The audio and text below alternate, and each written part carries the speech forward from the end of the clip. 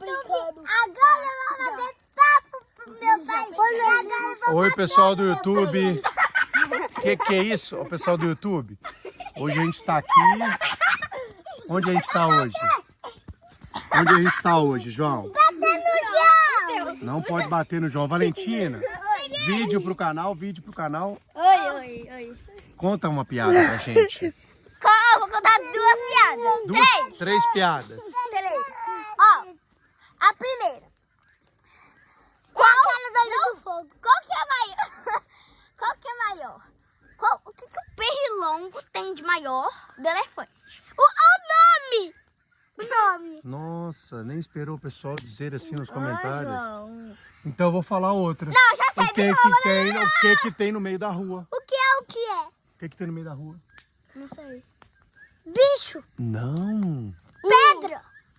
A letra U, você acertou. O que não tem no fogo? Bosta. O que não tem no fogo? Telzinho, o que não tem no fogo? Eu sei. O que? Água. A letra A. A letra. Já ia falar. Deixa eu falar uma. Ó. Que é o quê? Não quero que não. Como que faz pra colocar uma girafa dentro de uma geladeira? Já fiz. Eu sei! Todo mundo já não é pra falar. Então fala. Como que faz? Não é pra falar. Como coloca? Vou esperar 5 segundos.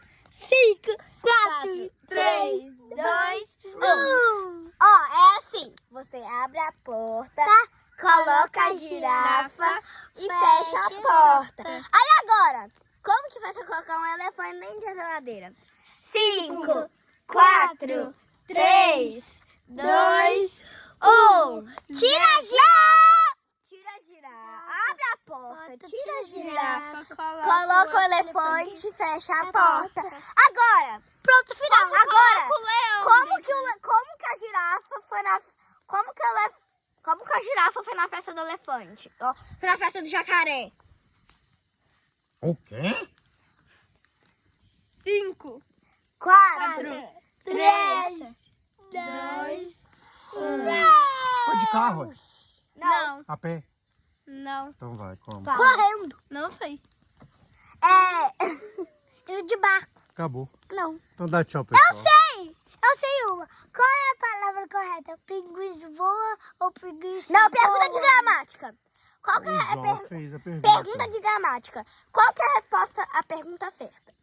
Os pinguins voam ou os pinguins voam? Vamos deixar 10 segundos. 10, 9, 8, 7, 6, 5, 4, 3, 2, 1.